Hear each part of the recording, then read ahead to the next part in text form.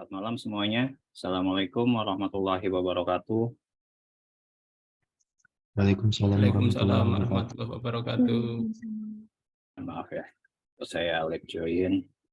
Waalaikumsalam warahmatullahi wabarakatuh. Habis hujan luar biasa ini banjirnya. Sudah surut, cuman jalannya benar-benar ini sih macet.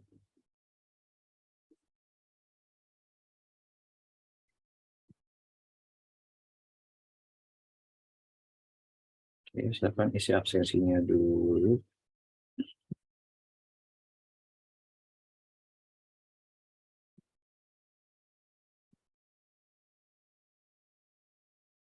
Ini materinya pertemuan 13, tapi samanya pertemuan 12 ya. Sedikit ngaco nggak apa-apa.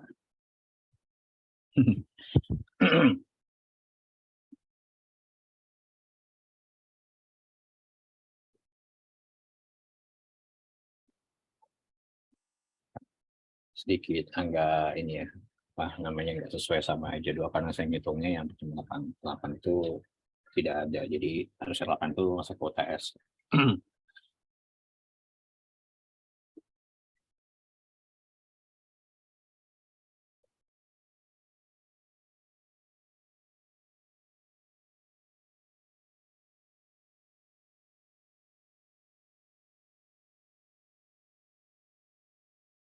Oke, kita cepat aja. Sudah semuanya sudah diisi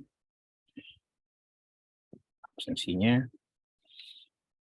Jadi malam hari ini kita akan membahas tentang sebuah proses ya.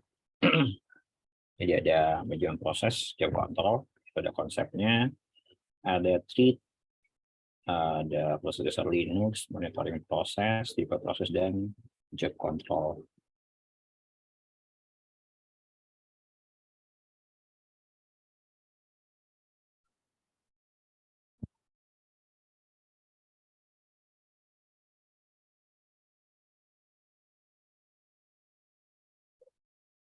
Oke, proses gitu ya. Jadi apa itu proses? Jadi kalau secara arti, proses adalah sebuah unit kerja di sebagian besar sebuah sistem. Isinya apa? Ya, adalah sebuah merupakan perkumpulan satu kesatuan terdiri dari sistem code dan user code. Yang mana pada sistem operasi melakukan eksekusi terhadap kode sistem, dan proses pengguna melakukan eksekusi terhadap kode sistem, dan proses pengguna melakukan eksekusi terhadap kode pengguna. Nah, semua proses ini yang mana dilakukan secara bersama-sama. Nah, di dalam proses itu namanya sebuah thread ya. Nah, apakah itu thread gitu kan? Nah, thread merupakan jalur eksekusi dalam suatu proses. Jadi ketika proses terbuat, maka thread terbuatlah. Jadi sub dari proses itu adalah thread, dan untuk mengeksekusinya adalah di thread. Nah, isi dari thread itu apa? Ada ID thread-nya, ada program counter-nya, register, dan stack. Yang mana thread ini juga mungkin bisa dibilang sebuah lightweight atau proses ringan. Yang mana untuk saat ini kebanyakan sistem operasi sudah menggunakan multi-thread. Mungkin kalian pernah, kalau beda zaman sama saya berarti. Tapi enggak juga ya, mungkin ada yang lebih tua daripada saya. Biasanya dulu itu waktu tahun 2000-an kan, kalau ingin bikin raket komputer itu kan biasanya suka ada di kerdus mainboard tuh support multi-thread. Nah, multi-thread itu ya itu eksekusi pada sebuah proses. Jadi ketika multi-thread otomatis dia dapat banyak melakukan eksekusi secara bersamaan. Nah, di mana hubungan antara sebuah proses dan sistem operasi dapat dianalisa dengan cara sistem operasi menjalankan atau mengeksekusi proses. Sistem operasi melakukan eksekusi pada proses dengan dua cara, yaitu bus system yang mengeksekusi job atau time set system yang mengatur pengeksekusian program, user atau teks ya. Yang mana pada Windows dan macOS, sistem pengguna tunggal atau single dapat menyalakan beberapa program pada saat bersamaan. Contohnya spreadsheet, web browser, webmail, dan lain sebagainya. Nah, contohnya di sini seperti pengguna user dapat melakukan banyak copy dari program text editor ataupun text editor ataupun copy sambil ngerjain yang lain itu bisa. Nah, status proses.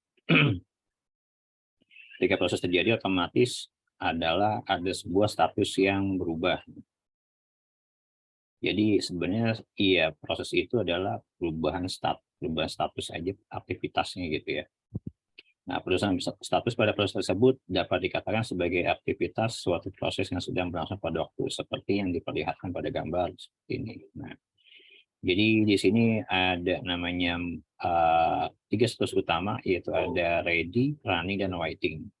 Ketika dia ready, otomatis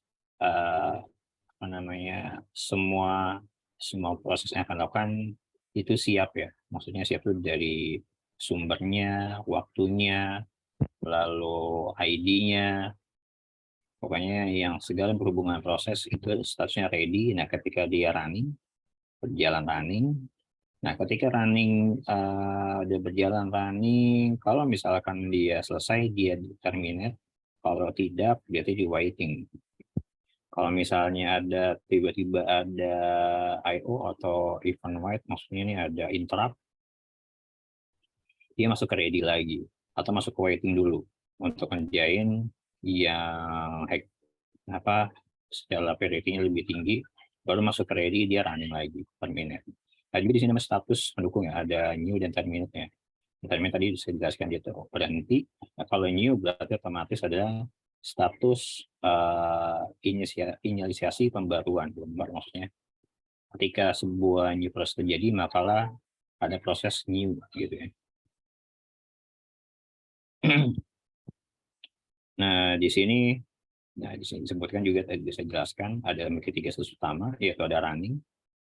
Proses status yang dimiliki oleh proses pada saat instruksi-instruksi dari sebuah proses tersebut dieksekusi, dan ini akan terjadi jika sebuah proses dipilih oleh scheduler. Maka proses yang dipilih tersebut akan merubah statusnya dari ready menjadi running, hingga proses yang khusus running ini akan menguasai prosesor dengan sepenuhnya.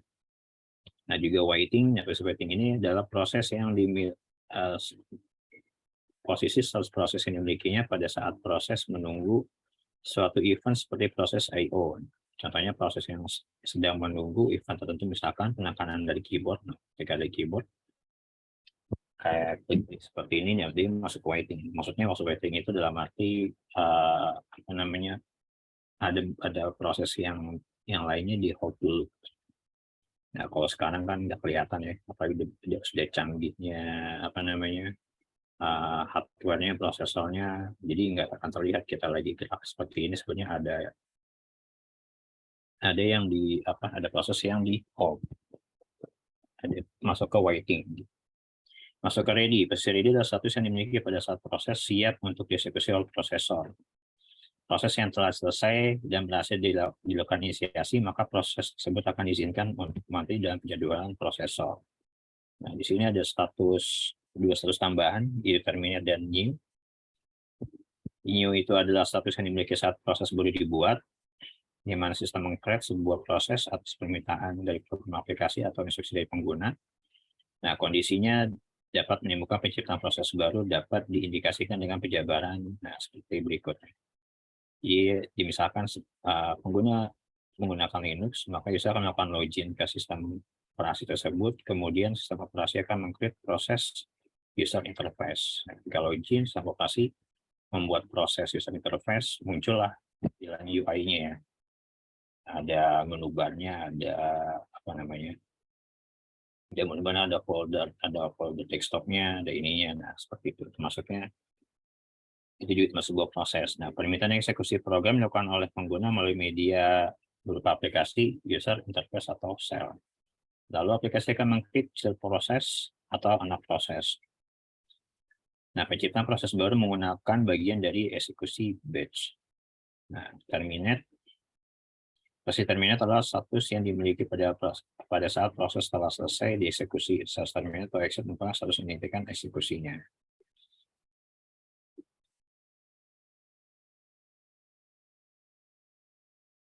Nah, di sini baik secara normal atau tidak normal, ketika proses telah terminate atau selesai, maka memori yang ditempatinya akan dihapus atau dibersihkan. Nah, dalam proses itu ada namanya PCB ya. Nah, masing-masing dari proses sistem operasi menggunakan proses control block yaitu PCB. Isinya PCB apa? Adalah informasi-informasi mengenai sebuah proses itu sendiri. Termasuk ada statusnya seperti apa, statusnya dia ada, kalau emang dia baru dibuat berarti new di sini, lalu proses numbernya dia itu number berapa, program counternya berapa, terus ke registernya mana, memorinya berapa, list open file-nya itu apa aja, dan seterusnya. Tapi yang kita ini cuma atas ini aja.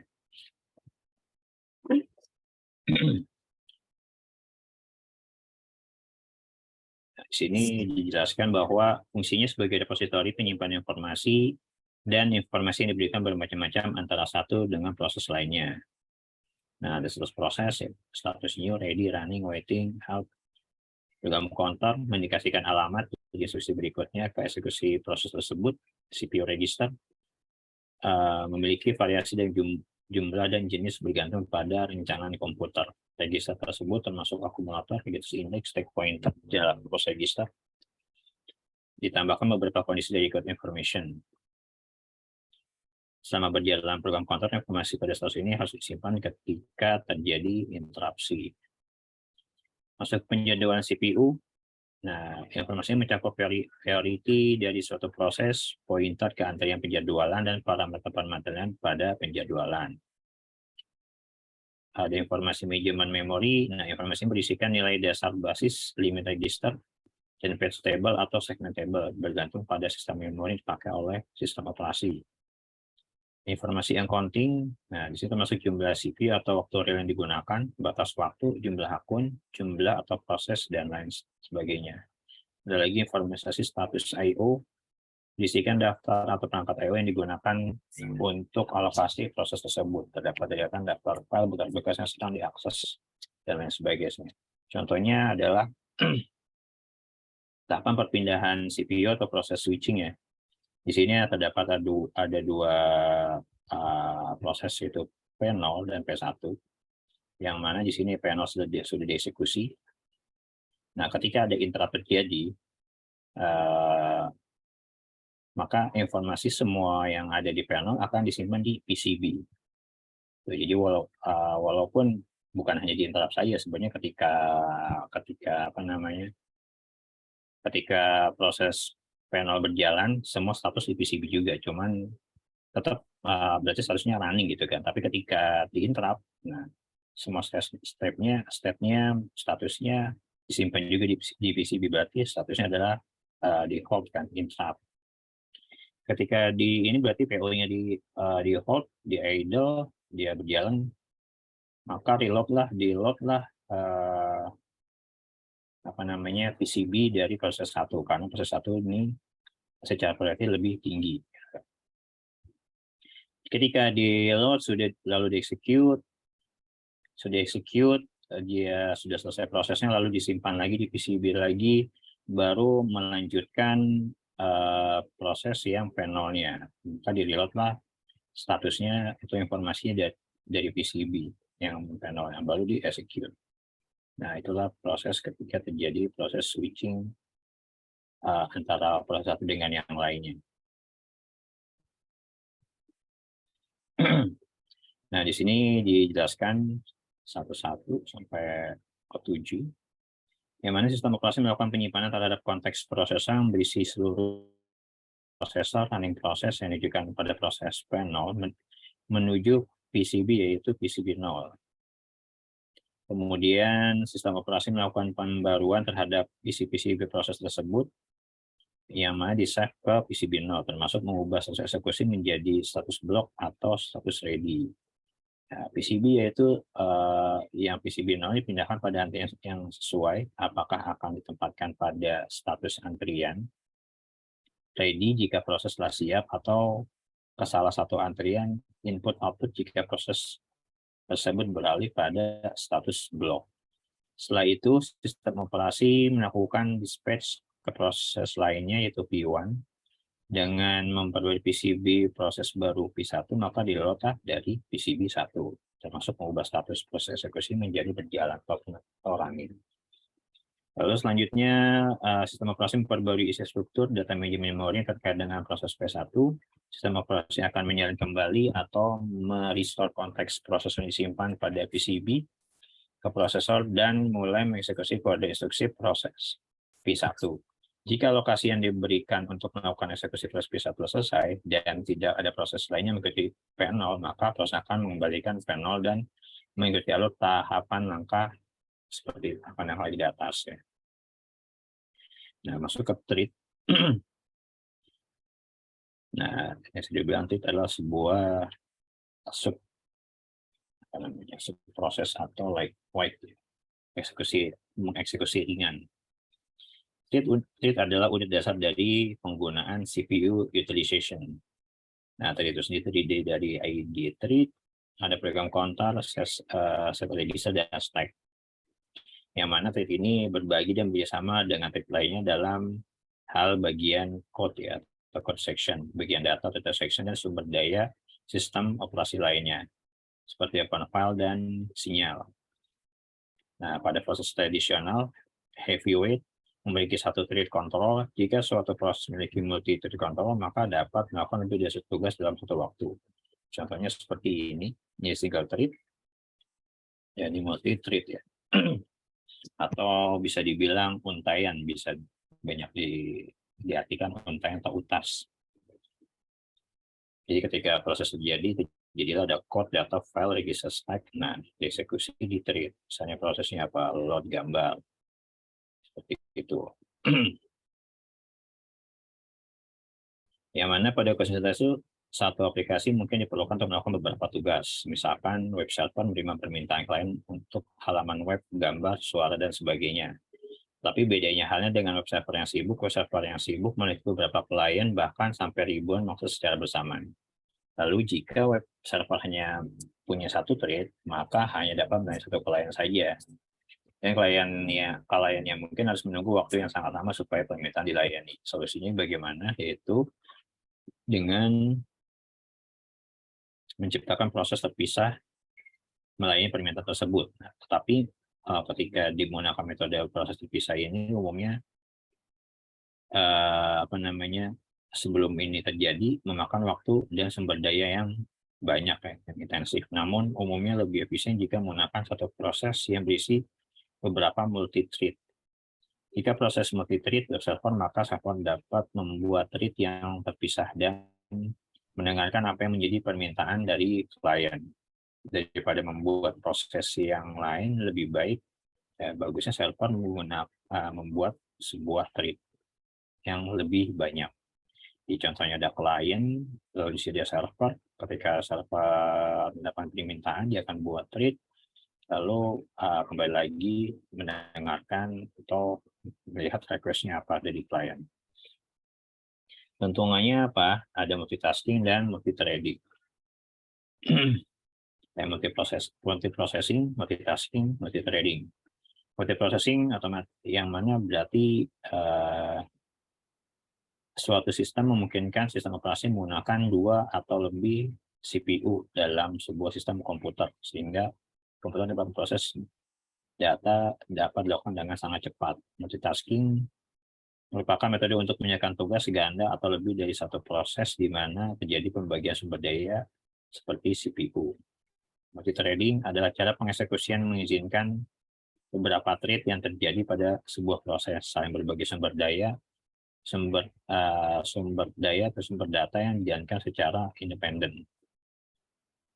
Nah, di sini keuntungannya responsif, Multithreading merupakan aplikasi interaktif yang memungkinkan suatu program dapat terus berjalan walaupun bagian seni terblokir atau sedang melakukan proses panjang, sehingga meningkatkan respon terhadap pengguna, di mana secara kualitas akan sangat berguna untuk merancang antar muka pengguna. Misalnya, sebuah thread di web browser dapat melayani permintaan user, sedangkan thread lainnya berusaha untuk menampilkan gambar. Berbagi sumber daya, beberapa thread melakukan proses yang sama akan berbagi sumber daya. Teknik berbagi sumber daya melalui share memory dan pengiriman pesan. Manfaatnya adalah memungkinkan sebuah aplikasi untuk mempunyai beberapa thread yang berbeda dari aktivitas dalam ruang alamat yang sama. Yang lainnya ada ekonomis. Permintaan sebuah proses membutuhkan penguasaan memori dan sumber daya karena berbagai sumber daya dari proses yang menjadi milik mereka ini akan lebih efisien atau ekonomis. Untuk membuat thread dengan konteks switch thread akan sudah mengukur perbedaan waktu antara thread dan switch. Tapi secara umum pembuatan dan pengaturan proses akan memakan waktu lebih lama dibandingkan dengan thread. Pada Solaris, pembuatan proses memakan waktu 3 kali lebih lama dibandingkan pembuatan thread, sedangkan proses konteks switch 5 kali lebih lama dibandingkan konteks switching thread. Utilisasi arsitektur multiprosesor. Nah, di sini dapat sangat meningkatkan pada arsitektur multiprosesor di mana setiap thread dapat berjalan secara paralel di atas proses yang berbeda. Pada arsitektur proses tunggal, CPU menjalankan setiap thread secara bergantian, tetapi hal ini berlangsung sangat cepat, sehingga sulit menciptakan ilusi paralel. Tapi kenyataannya hanya satu thread yang dijalankan CPU pada satu satuan waktu. Lalu, nah ini proses dasar pada Linux.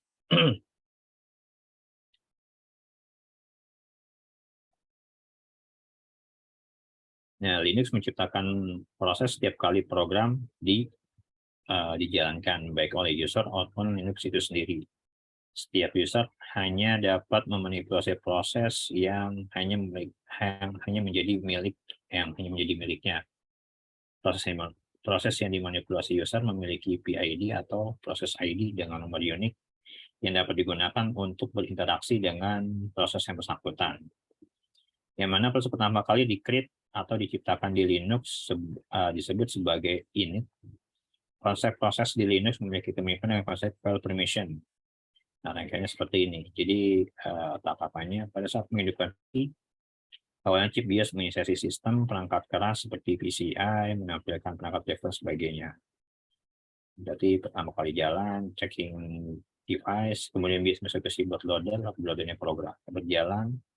Bootloader program kemudian menyalin kernel ke dalam memori untuk melakukan pengecekan, kemudian melakukan pemanggilan fungsi kernel disebut skala kernel. Nah, jalan bootloadernya, jalankan kernelnya. Kernel memulai OS dan menciptakan proses pertama yang disebut init. Nah, di sini dapat kita lihat menggunakan PS spasi EF, yang mana setiap proses di OS memiliki satu identifikasi numerik yang berkaitan. Hal ini disebut dengan ID proses. Nah, proses ID proses ini adalah satu. Proses ini adalah proses induk dari semua user space proses. Pada sistem operasi, setiap proses yang dibuat oleh sistem call disebut fork. Setiap proses memiliki proses ID dan parent ID proses.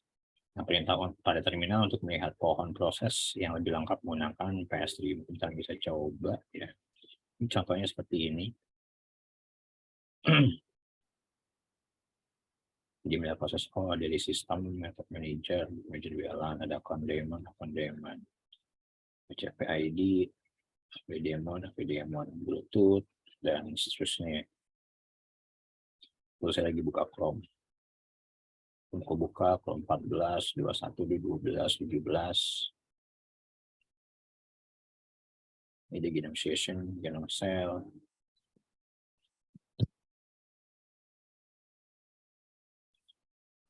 Saya coba waktu di Ubuntu.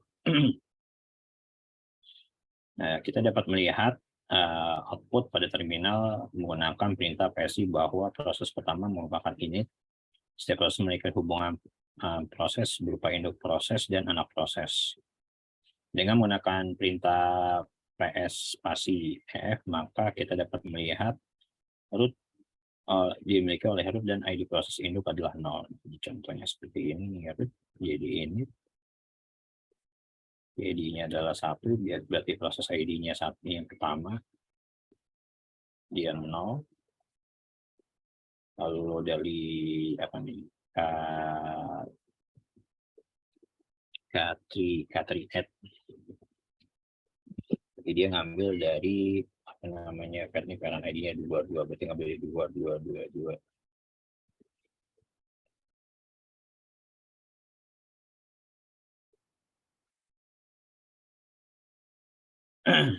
Lalu flag dan kode source proses, yaitu ada daemon tipe proses. Beberapa tipe proses seperti daemon merupakan proses yang menggunakan request atau permintaan proses lainnya dan menjalankan tugas sesuai dengan permintaan tersebut. Dan bila tidak ada permintaan request, maka program ini akan berada dalam kondisi idle dan tidak menggunakan waktu hitung CPU. Sehingga biasanya proses daemon pada Unix ya sedang huruf D. Misalnya init D, made, pop D, dan lain seterusnya. Ada beberapa proses status, yaitu text running, berarti yaitu proses sedang berjalan di sisi CPU. Text interruptible, proses sedang menunggu suatu kondisi interrupt sinyal ataupun proposal sumber daya akan membangun proses. Text uninterruptible, nah, proses sedang tidak dapat dibangunkan oleh suatu sinyal.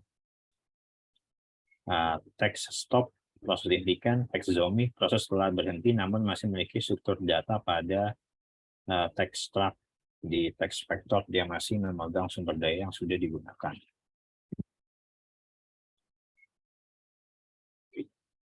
Ke atas lagi.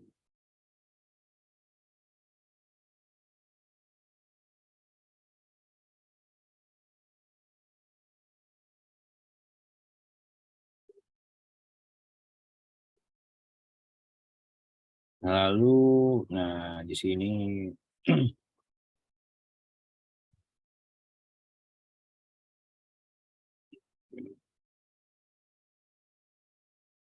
text vector masing-masing memegang sumber daya yang sudah tidak digunakan lagi. Nah, untuk monitoring proses ada beberapa yang bisa kita lakukan. Tools monitoring. Nah, tools monitoring bagi menjadi dua kategori, yaitu real time dan log based. Nah, tools monitor yang dengan teknik real time berkaitan dengan pengukuran status informasi pada saat program berjalan. Mungkin kalau di Windows ada text manager yang apa namanya pemantauan real time, kalau di apa namanya macOS saya lupa itunya, sistem monitoring kalau nggak salah, activity monitor kalau nggak salah seperti itu, tapi biasanya saya ketik activity dia muncul. Sedangkan status pros atau PAS merupakan alat pemantauan kinerja yang paling banyak digunakan sistem berbasis Unix. Perintah PS menyediakan informasi rinci dan statistik kinerja dengan proses berjalan seperti nama ID proses serta pengguna CPU saat ini. Nah, perintah PS adalah suatu alat pengukuran kinerja tertua untuk sistem Unix yang masih digunakan secara luas hingga saat ini, memiliki sejumlah besar opsi dan parameter ditampilkan. Beberapa parameter untuk perintah PS yang paling berguna seperti vCPU, E-time, sama time. Cuma saya pakai di apa namanya? Saya pakai coba di Linux itu nggak jalan. Ini tadi install sesuatu sih sebenarnya. Coba.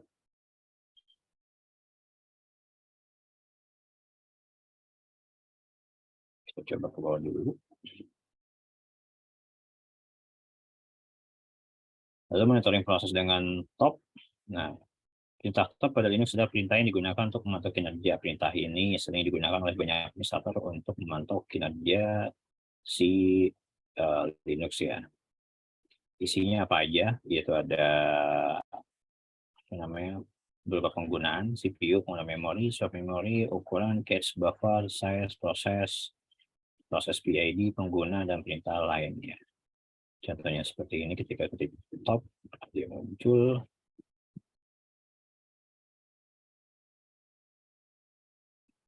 Uh, 345 totalnya, runningnya sedang running 1, sleepingnya 341, stop 1, zombie nggak ada. Ini apa, 1/4 US. ini persen ya, CPU dan persen, 0,8 AC, kita lihat di bawahnya. Saya lupa tuh, US SY. Nah, kalau misalnya kita lihat dari sini, nah ini adalah current time, sistem uptime-nya. Current time saat ini, sistem uptime ini, jumlah usernya adalah 1, dan load average-nya ini. Di sini ada teks total, runningnya 1, sleepingnya 3, 1 stop, dan zombie. Nah, tadi ya, ini yang US, yaitu penggunaan CPU dan persen untuk running user proses. Kalau AC berarti sistem, penggunaan CPU dan persen untuk running kernel proses. Ini atau nice penggunaan CPU dalam persen untuk running nice user proses. Ada WA, ada WA, hardware interrupt, penggunaan CPU dan persen, serving hardware interrupt, ada SI, ada pengguna CPU dalam persen untuk serving software interrupt, ada ST, time stolen, penggunaan CPU dalam persen untuk time stolen VM oleh hypervisor. Lalu di sini ada memori apa namanya secara totalnya. Memori fisiknya ada sekian, free-nya sekian, terpakai sekian, dan buffer cache-nya sekian. Ada memori swap-nya, ada ini memori swap-nya ini, kosongnya ini, dipakainya 0, berarti ada sekitar 2.727.800,7.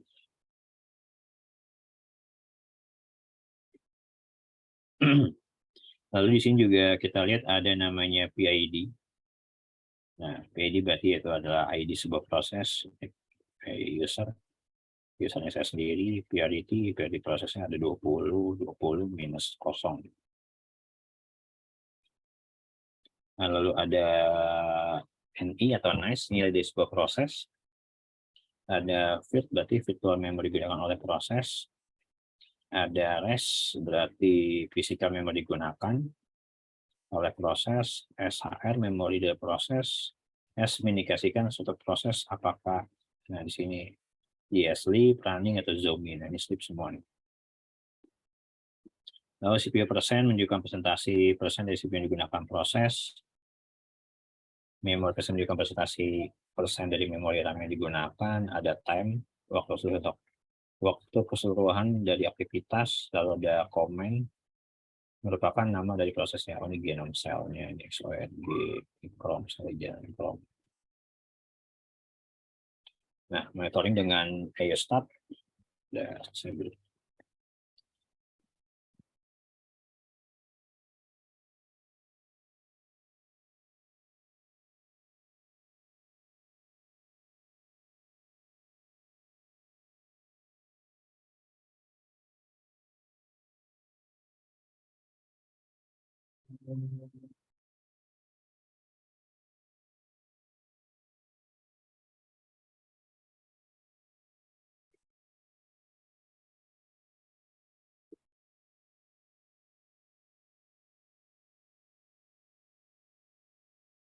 Wah, tuh. Saya belum mencoba tuh. Kita coba sekalian. Saya share ulang. Ini yang paling saya suka kalau sama karyawan. Ada beberapa yang saya nggak bisa, yang masih terbatas, ada yang ngasih tahu.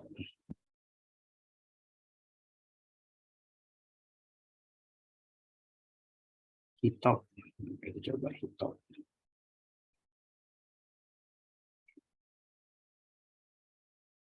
Oh, muncul. Sudo apt install.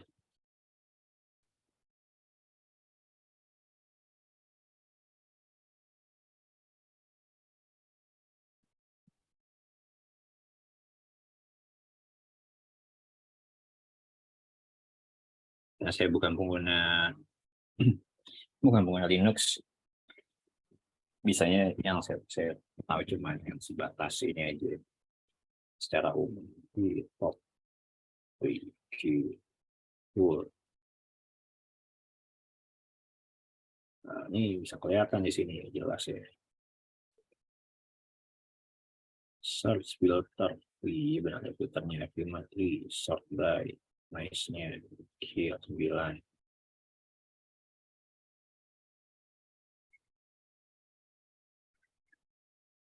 Iya bisa diklik ternyata.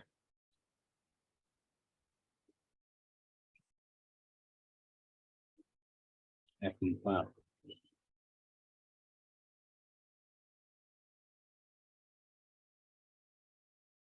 Nah, prosesi videonya. Cool. Yes.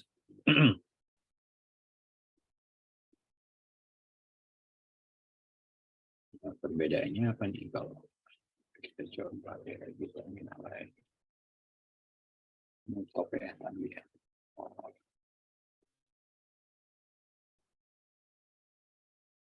Ada lagi yang kayak start.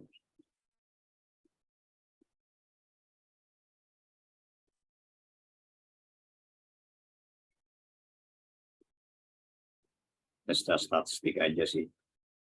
Average-nya, nice-nya, sistemnya, weight-nya, still, idle-nya sekian. Ya, paling banyak di ya, benar kalau ini ibarat kayak Windows pakai yang buat ini ya, text manager. Ini memorinya, swipe-nya, average-nya. Ya, terima kasih Gali ya. Gali, Eji Sabto yang udah expert. Oke, nah ada lagi kita bisa juga pakai yang ini ayo start. Ada juga kita bisa mungkin pakai VM start ini buat ini virtual memory statistik kayak gitu. Kalau misalnya kita buka bagaimana lagi.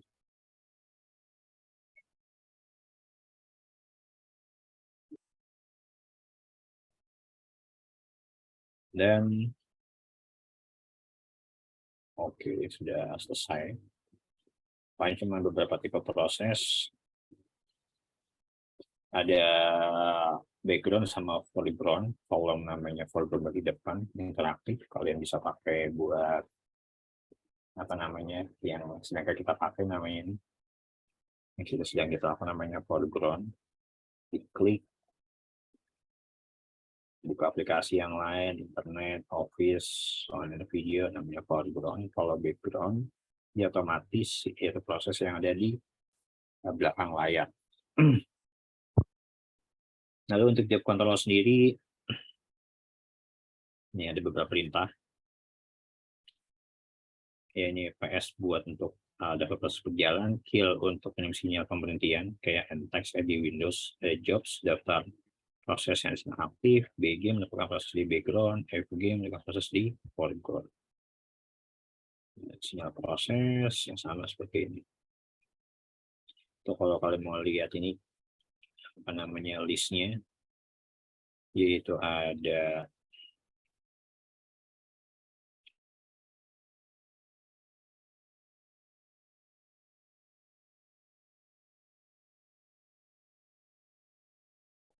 kayaknya pernah sih.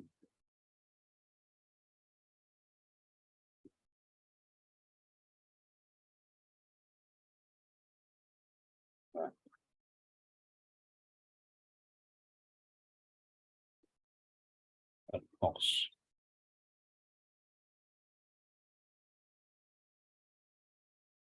Nah, ketika Firefox jalan,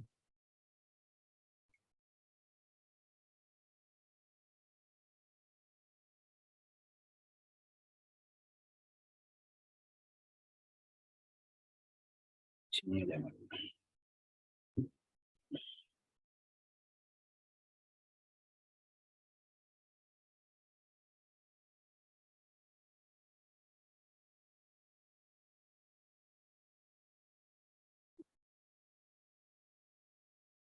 Nah, bisa di Ini ya, disortir.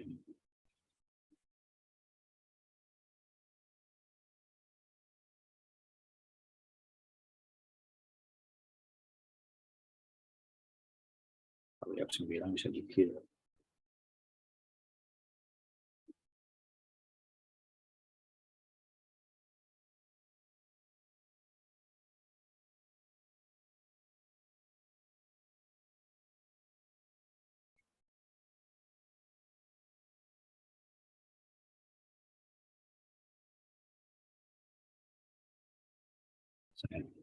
Iya. Jadi kurang lebih seperti itu. Sampai sini ada yang mau ditanya tentang materi kita pada malam hari ini.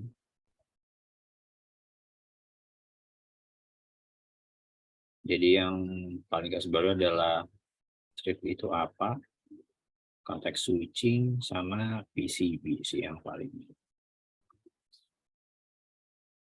PCB itu adalah proses informasi, konteks switching perpindahan proses jasa proses yang lainnya. Lalu ada status status materi udah kok, harusnya udah. Kalau materi harusnya saya udah, karena ini kan materi tahun kemarin ya, ini udah ke-upload harusnya ya, tapi nanti saya cek lagi. Ini harusnya sih sudah ke-upload, tapi saya cek lagi e-learning.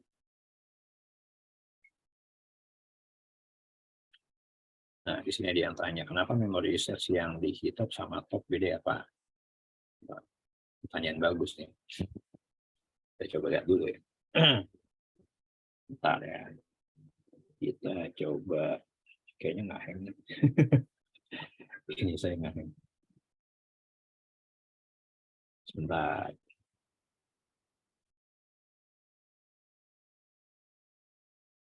Kita coba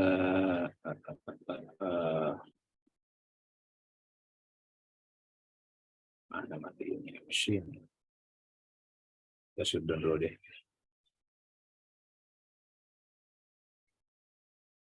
Oh, saya coba mati dulu ininya. Coba ranting dulu. Soalnya tadi saya ada salah klik. Bukan salah klik sih, salah kill.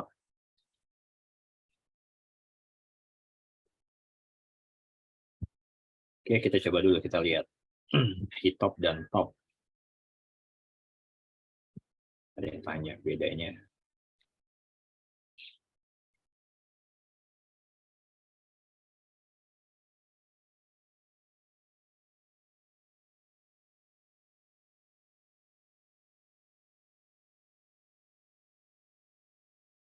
Sambil nunggu. Terus udah di learning ada ya.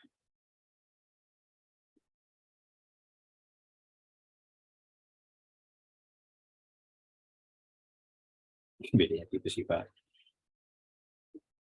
Bisa jadi ya, bisa pembulatan angka, bisa.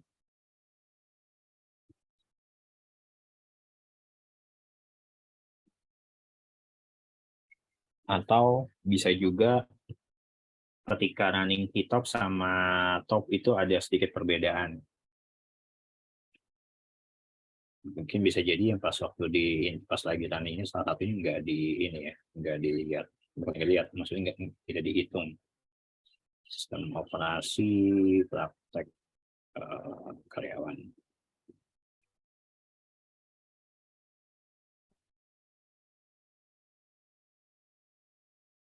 Harusnya sudah ada.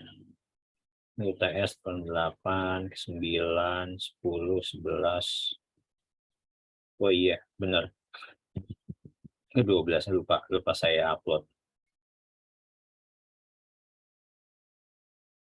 Oke, nggak apa-apa, saya coba upload. Sekarang 4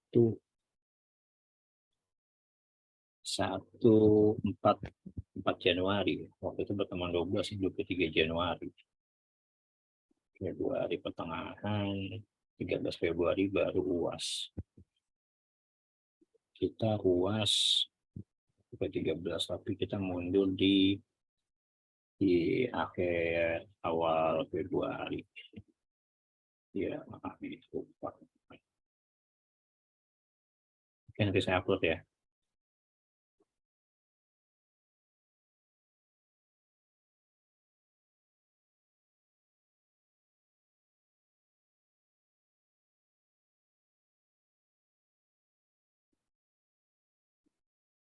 Inspira. Yang saya tahu gini, kalau ini sepengetahuan saya, mungkin bisa salah, mungkin bisa enggak. Jadi ya kenapa mungkin bisa beda-beda? Ada hitop ataupun top atau KDE plasma. Di sini ya monitor KDE plasma ya.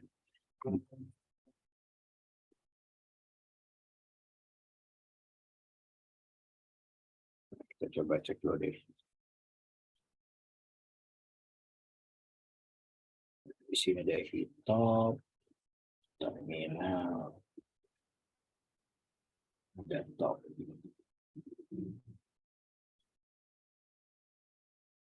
Memory usage.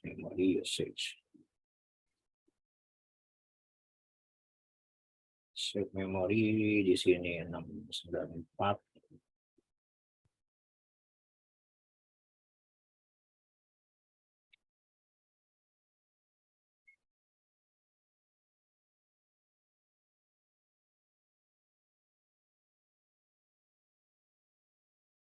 Free-nya sekian.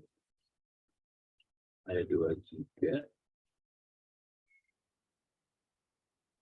193 GB. Oh ya, jadi memang benar pembulatan ya. Jadi yang di satu dia membacanya sebagai giga, yang ini membacanya sebagai kilobyte. Jadi ini lebih detail dengan beberapa komanya, ini pembulatan dari giganya saja. Seperti itu. Nah, kalau dibilang KDE plasma bedanya jauh, ada 2 kemungkinan. Beda apa sih namanya? Beda mengambil prosesnya aja sih. Yang satu mungkin secara keseluruhan keambil, kalau yang KDE plasma mungkin hanya sebagian. Seperti itu. Yang saya tahu sih biasanya seperti itu. Jadi kalau namanya monitoring kan memang nggak bisa ke monitor semua gitu kan. Apa namanya? Ya beda aplikasi itu pasti beda cara untuk ininya, beda cara untuk pengambilannya, ataukah cuman yang apa namanya proses yang beberapa aja, maksudnya yang proses yang dianggap penting untuk diambil saja terus secara keseluruhannya. Atau mungkin proses yang apa namanya on background yang beberapa ini nggak perlu seperti itu. Mungkin bisa dianggap tidak berjalan sih. KDE plasma, coba saya KDE plasma tuh apa namanya? Coba kita coba ya, sebelum pernah coba sih KDE plasma.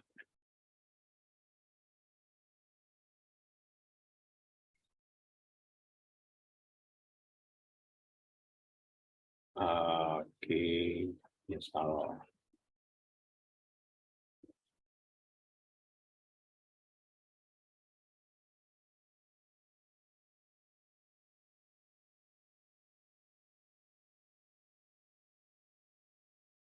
Ya sama KDE plasma gitu.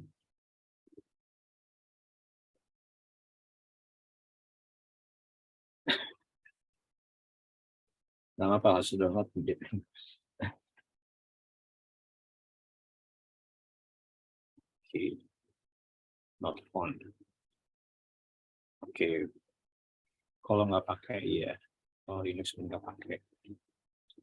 Baik kalau gitu ya apa namanya nggak bisa kita coba cek ya. Di sini ada lagi yang mau tanya selain Sabto. Oke, saya coba upload dulu di ininya di belakangnya.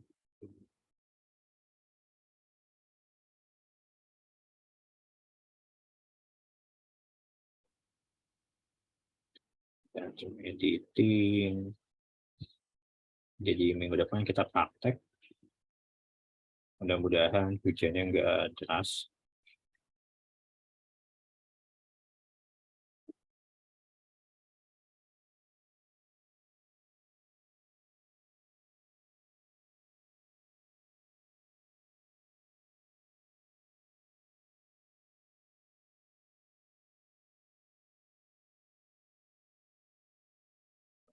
Choose file.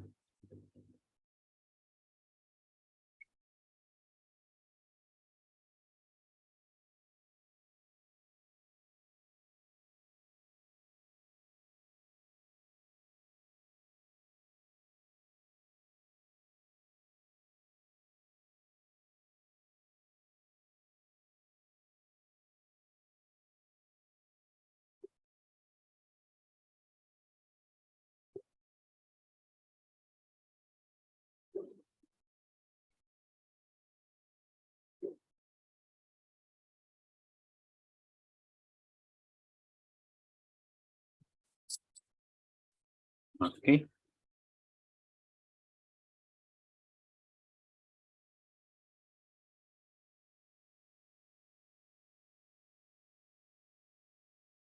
Sudah saya upload.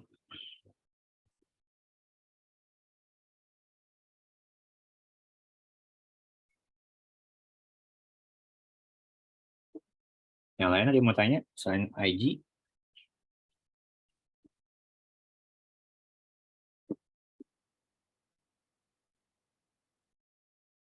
Oke, kalau gitu kita semua ya.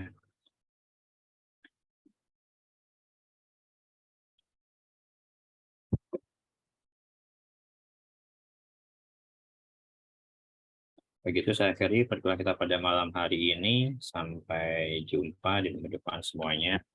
Wassalamualaikum warahmatullahi wabarakatuh.